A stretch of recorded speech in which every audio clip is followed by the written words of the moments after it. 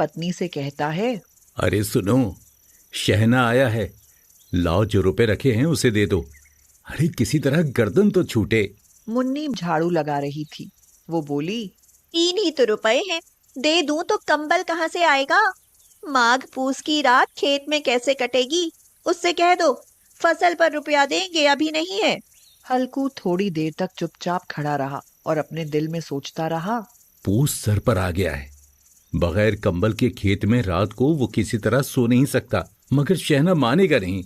और फिर मुन्नी से कहा, ला दे दे, गर्दन तो किसी तरह से बचे। कंबल के लिए कोई दूसरी तरकीब सोचूंगा। मुन्नी उसके पास से दूर हट गई और आंखें टेढ़ी करती हुई बोली, कर चुके दूसरी तरकीब, जरा सुनूं कौन तरकीब करोगे? हाँ, न जाने कितना रुपया बाकी है जो किसी तरह आधा ही नहीं होता। मैं कहती हूँ तुम खेती क्यों नहीं छोड़ देते? मर मर कर काम करो, पैदावार हो तो उससे कर्जा अदा करो, ऐसी खेती से बाज आए। मैं रुपए ना दूंगी, ना दूंगी। हाँ। हल्कू रंजीदा होकर बोला, तो क्या गालियां खाऊं? गाली क्यों देगा? क्या उसका राज है? मगर यह कहने के साथ ही उसकी तनी हुई भवें ढीली पड़ गईं। फिर उसने ताक पर से रुपए उठाए और लाकर हल्कू के हाथ पर रख दिए। फिर बोली, तुम अब की खेती छोड़ दो। हाँ, मजदूरी में सुख से एक रोटी तो खाने को मिलेगी, किसी की धौंस तो ना रहेगी। अच्छी खेती है, मजदूरी करके लाओ, वो भी उसमें झोंक दो। हल्कू ने रुपए लिए और इस तरह बाहर चला। उसने एक एक पैसा काट कर 3 रुपए कंबल के लिए जमा किए थे। वो आज निकले जा रहे हैं। एक एक कदम के साथ उसका दिमाग अपनी नादानी के बोझ से दबा जा रहा था। पूस की अंधेरी रात, आसमान पर तारे भी ठिठुरते हुए मालूम होते थे। हल्कू अपने खेत के किनारे ओक के पत्तों की एक छतरी के नीचे बांस के खटोले पर अपनी पुरानी गाढ़े की चादर ओढ़े हुए कांप रहा था। खटोले के नीचे उसका साथी कुत्ता जबरा पेट में मुंह डाले सर्दी से कूं कूं कर रहा था। दो में से एक को भी नींद न आती थी। हल्कू ने घुटनों को गर्दन में चिमटाते हुए कहा, क्यों जबरा, जाड़ा लगता है? तो यहाँ क्या लेने आया था? अब खा सर्दी, मैं क्या करूं? अब रो। जबरा ने लेटे हुए दुम हिलाई। शायद वो ये समझ गया था कि उसकी कूं कूं की आवाज से उसके मालिक को नींद नहीं आ रही है। हल्कू ने हाथ निकाल कर जबरा की ठंडी पीठ सहलाते हुए कहा, कल से मेरे साथ ना आना, नहीं तो ठंडे हो जाओगे। ये पछुआ हवा ना जाने कहां से बर्फ लिए आ रही है। उठूं फिर एक चिलम भरूं, किसी तरह रात तो कटे। 8 चिलम तो पी चुका, ये खेती का मजा है। हल्कू उठा और गड्ढे में जरा सी आग निकालकर चिलम भरी। जबरा भी उठ बैठा।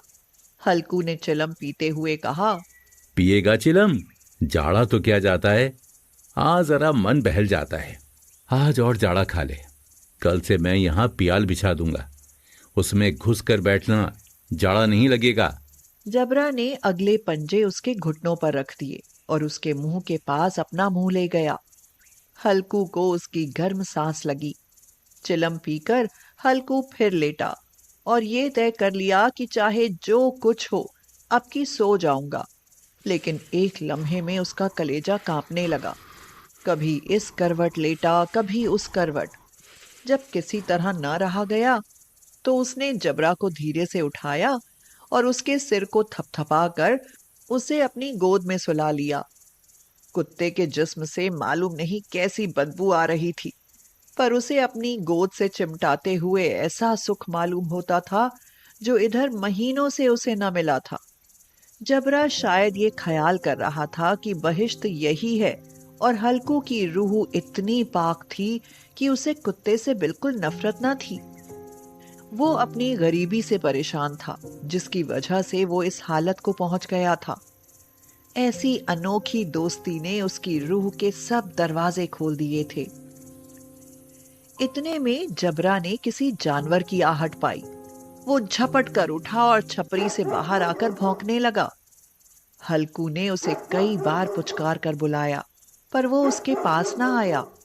खेत में चारों तरफ दौड़ दौड़ कर भौंकता रहा। एक लम्हे के लिए आ भी जाता तो फौरन ही फिर दौड़ता। फर्ज की अदायगी ने उसे बेचैन कर रखा था। 1 घंटा गुजर गया। सर्दी बढ़ने लगी। हल्कू उठ बैठा और दोनों घुटनों को छाती से मिलाकर सिर को छुपा लिया। फिर भी सर्दी कम ना हुई। उसने उठकर आसमान की ओर देखा। अभी कितनी रात बाकी है? अभी 1 घड़ी से ज्यादा रात बाकी है। हल्कू के खेत से थोड़ी दूर के फासले पर एक बाग था। पतझड़ शुरू हो गई थी। बाग में पत्तों का ढेर लगा हुआ था। हल्कू ने सोचा, चलकर पत्तियां बटोरूं और उनको जलाकर खूब तापूं। रात को कोई मुझे पत्तियां बटोरते देखे तो समझे कि कोई भूत है। कौन जाने कोई जानवर ही छुपा बैठा हो। मगर अब तो बैठे नहीं रहा जाता। बहुत ठंड है। उसने पास के अरहर के खेत में जाकर कई पौधे उखाड़े और उसका एक झाड़ू बनाकर हाथ में सुलगता हुआ उपला लिए बाग की तरफ चला। जबरा ने उसे जाते देखा तो पास आया और दुम हिलाने लगा। हल्कू ने कहा, अब तो रहा नहीं जाता जबरू। चलो बाग में पत्तियां बटोर कर तापें। इकट्ठे हो जाएंगे तो फिर आकर सोएंगे। अभी तो रात बहुत है। हल्कू ने आग जमीन पर रख दी और पत्तियां बटोरने लगा। देर में थोड़ी पत्तों का एक ढेर लग गया। हाथ ठिठुरते जाते थे, नंगे पांव गले जाते थे और वो पत्तियों का पहाड़ खड़ा कर रहा था। उसी अलाव में वो सर्दी को जलाकर खाक कर देगा। थोड़ी देर में अलाव जल उठा। उसकी लौ ऊपर वाले दरख्त की पत्तियों को छू छू कर भागने लगी। हल्कू अलाव के सामने बैठा हुआ आग ताप रहा था। 1 मिनट में उसने अपनी चादर बगल में दबा ली और दोनों पांव फैला दिए। उसने जबरा से कहा, क्यों जबरा, अब तो ठंड नहीं लग रही है ना? जबरा ने कूं कूं करके गोया कहा, अरे अब क्या ठंड लगती ही रहेगी। पहले ही ये तरकीब नहीं सूझी, नहीं तो इतनी ठंड क्यों खाते।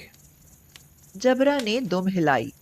हल्कू बोला, अच्छा आओ इस अलाव को कूद कर पार करें, देखें कौन निकल जाए है। अगर जल गए बच्चा तो मैं दवा ना करूंगा। अब मुन्नी से कल ये ना जड़ देना कि रात ठंड लगी और ताप ताप कर रात काटी, वरना लड़ाई करेगी वो। ये कहता हुआ वो उछला और उस अलाव के ऊपर से साफ निकल गया। पैरों में जरा सी लिपट गई, पर वो कोई बात न थी। जबरा अलाव के गिर्द घूमकर उसके पास खड़ा हुआ। हल्कू ने कहा, चलो चलो ऊपर से कूद कर आओ। वो फिर कूदा और अलाव के उस पार आ गया। पत्तियां जल चुकी थीं। बगीचे में फिर अंधेरा छा गया था। राख के नीचे कुछ कुछ आग बाकी थी। हल्कू ने फिर चादर ओढ़ ली और गर्म राख के पास बैठा हुआ एक गीत गुनगुनाने लगा। उसके जिस्म में गर्मी आ गई थी, पर जूं जूं सर्दी बढ़ती जाती थी उसे सुस्ती दबा लेती थी। जबरा जोर से भौंककर खेत की तरफ भागा। हल्कू को ऐसा मालूम हुआ कि जानवर का एक झुंड उसके खेत में आया। शायद नील गाय का झुंड था। उनके कूदने और दौड़ने की आवाजें साफ कान में आ रही थी। फिर ऐसा मालूम हुआ कि खेत में चर रही हैं। उसने दिल में कहा, जबरा के होते हुए कोई जानवर खेत में नहीं आ सकता। नोच ही डाले। मुझे वहम हो रहा है। अरे मुझे भी कैसा धोखा हुआ। उसने जोर से आवाज लगाई, जबरा जबरा। जबरा भौंकता रहा, उसके पास ना आया। जानवरों के चरने की आवाज चर चर सुनाई देने लगी। हल्कू अब अपने को फरेब ना दे सका, मगर उसे उस वक्त अपनी जगह से हिलना जहर मालूम होता था। वह अपनी जगह से ना हिला।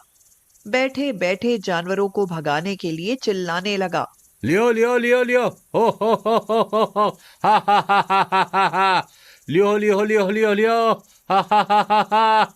मगर जबरा फिर भौंक उठा। अगर जानवर भाग जाते तो वो अब तक लौट आया होता।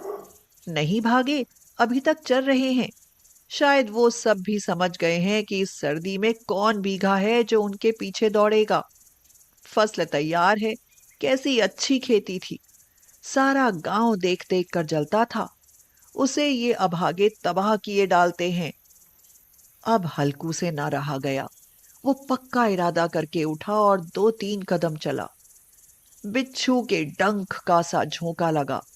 वो फिर बुझते हुए अलाव के पास आ बैठा और राख को कुरेद कुरेद कर अपने ठंडे जिस्म को गरमाने लगा। जबरा अपना गला फाड़े डालता था, नील गाय खेत का सफाया किए डालती थी और हल्कू गर्म राख के पास बेहिस बैठा हुआ था। आखिर वहीं चादर ओढ़कर सो गया। सवेरे जब उसकी नींद खुली तो देखा चारों तरफ धूप फैल गई है और मुन्नी खड़ी कह रही है, क्या आज सोते ही रहोगे तुम? यहाँ मीठी नींद सो रहे हो और उधर सारा खेत चौपट हो गया।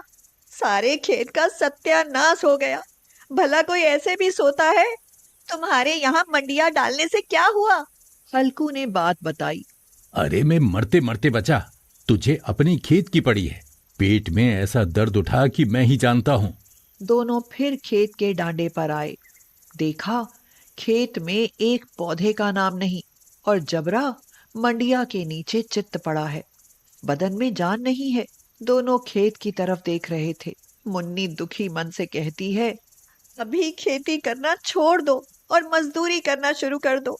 कम से कम एक वक्त की रोटी तो सुकून से खाएंगे। हल्कू प्रसन्न होकर बोला, हाँ, मजदूरी ही ठीक है। कम से कम रात में ठंड में खेत पर आकर नहीं सोना पड़ेगा।